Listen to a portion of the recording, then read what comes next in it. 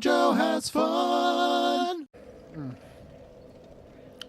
Welcome back to Having Fun with JoJo and Kim, plus Chinese food, which we have eaten. Yep. It's in our tum-tums now. I had at least 3 fried wontons. I gotta tell you. You have not lived until you've had 3 fried wontons, and after that, you're done. Okay, amount of fried wontons that you could eat before you get sick, go. 8. Really? I could eat 8. I bet I could eat at least 8.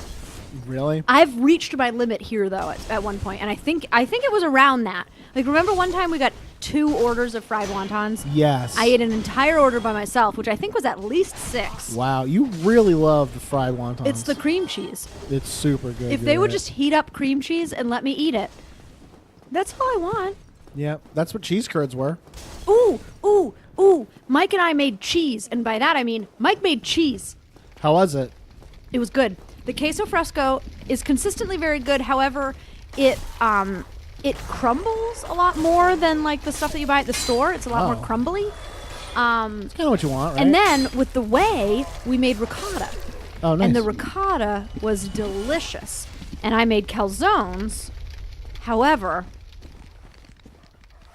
my dough was made out of yeast that expired in 2015. Ah, and that's why you messaged and me. I let it sit for too long. It proofed for too long, and it was very, very tough. Kim messaged me yesterday, like, ask Holly why my pizza dough turned out poorly, and Holly gave these 2 very complex, to me, complex answers. But they were perfect. The yeast, it was old yeast. Yep. But I don't want to throw yeast away. Oh, no. But if I had probably if I had not let it proof for so long, Yeah. it would have been fine. But Yes. between the old yeast and the overproofing, Around the fire. it was too much. Yep. But it was still good. It still tasted really good. Sure. It just was. It was The a. dough it was wasn't good. dense. It was dense. It was a very dense dough. However, it was lunch, and it kept me very satiated all day.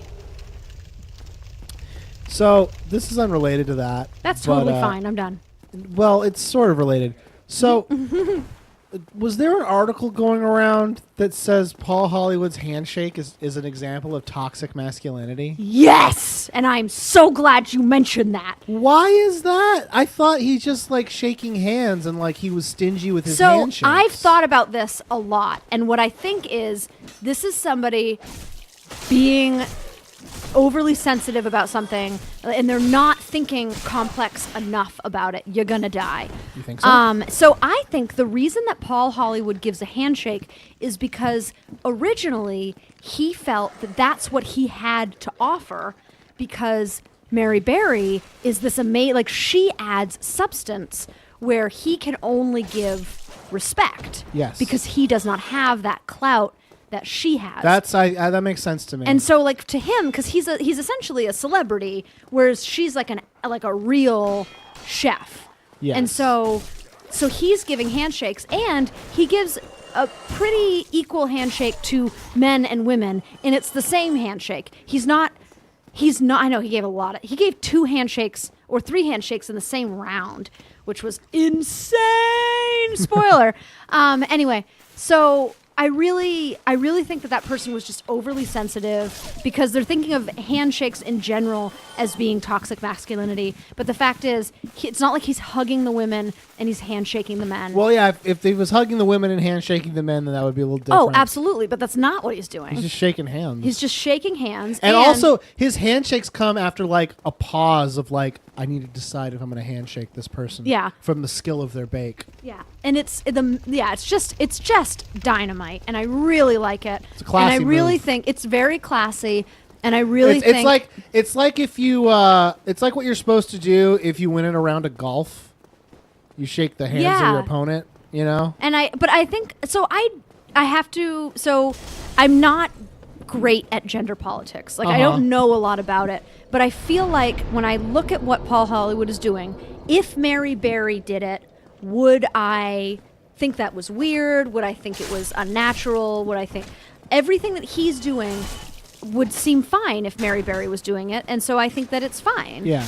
And like, Mary Berry is not doing it, but what Mary Berry has that Paul doesn't have is a ton of clout and respect based on her knowledge. That's true. And her all of the books that she's written, and so she imparts. Taught Britain how to bake. Yeah, and so she really is giving something different that Paul Hollywood doesn't have the ability to give. So all he really has is his handshake, which is to say, he appreciates, and he has like a discerning palate, right? And that's what he has, and so.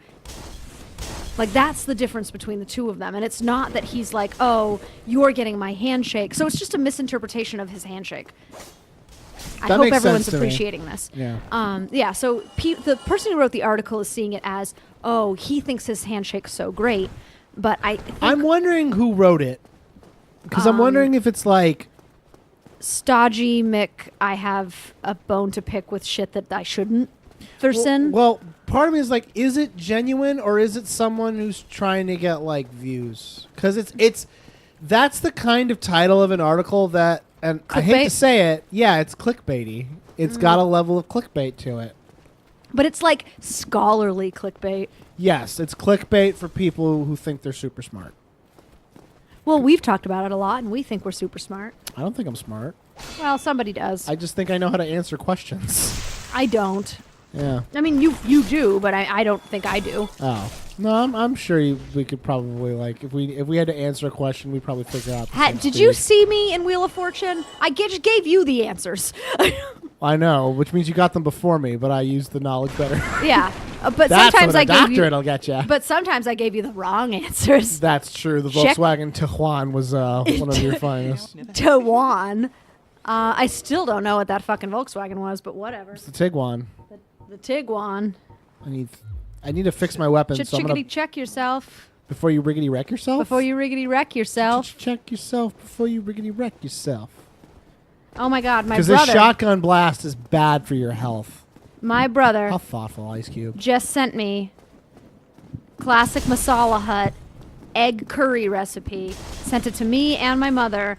And then he wrote, watch how she prepares the eggs from second 17 to 114. It's great, but replace the spices with dill, lemon pepper, and parsley, and you've got breakfast. God bless him. Is your brother okay? Yeah. I don't know. I really wish that he would be more aggressive on dating sites and ignore the fact that, like, everybody has kids and it's just awful. But, like, I realize that that's a tough nut to crack. But I was thinking, like, it is hard. Like, I would not... dating people who have kids that is a lot of work. Yeah. That's like a lot of extra investment, and I do get it. Yeah, it's a huge burden. But like, women are really good at reproducing a lot of the time, and they just... Oh, well, it is their purpose. Yeah. So. Yeah, unfortunately, it's kind of what we do. But like, guys can just like peace out from their kids, and so like as a woman who doesn't have kids looking for a guy who doesn't have kids is a lot easier because he can just like pretend like he doesn't have them, whereas like women, it's like super frowned upon. Yeah, to pretend you don't have... I'm gonna die. He threw me in the fire. I'm sure you're fine. What a fucking asshole. Tuck and roll. Oh God. Dick. Now I can go buy the repair kit. Sweet. But yeah, so I don't know. It's hard. He's searching in a very small pond, you know. Of what, women in their 30s who don't have kids who are single? In Vermont. In Vermont. There's like 14 That's women. like trying to find hay in a needle stack. And try not to get HIV in there, let me tell you. Reference episode 3 episodes ago, you guys. Yep. Killing it. Yeah, so it's just rough, you know? Yeah. And so like so I got him a Match.com. This is really, you guys, this is a 2-year-long ploy for me to find a gamer girl who will date my brother. That's all JoJo Has Fun is, just so you know. That's the core of our show. Yeah. We're looking for, so far we have only found 14-year-old trans kids, but eventually we'll find somebody. Yeah. Our demographic, our Jordarmy or I think we Javi decided on Army. Javi Army. Or Javi Army is not panning out the way that I thought it would. But anyway, so Match.com, their algorithm is not great. No way. You're telling me that a website has a bad algorithm? I find it hard to believe as Yeah. someone who makes YouTube videos. YouTube, you suck. Yeah, actually, you need to fucking get your shit together. Cause, yeah, it's. I don't want to get into it. Maybe I do, Wait, actually. let's put a pin in it. We'll come back to it tomorrow. Yeah, okay. See you guys tomorrow. Bye-bye. I'm out of here. I'm out of here. I just sent Jeff $6. What are you talking about? Send Jeff money. I will.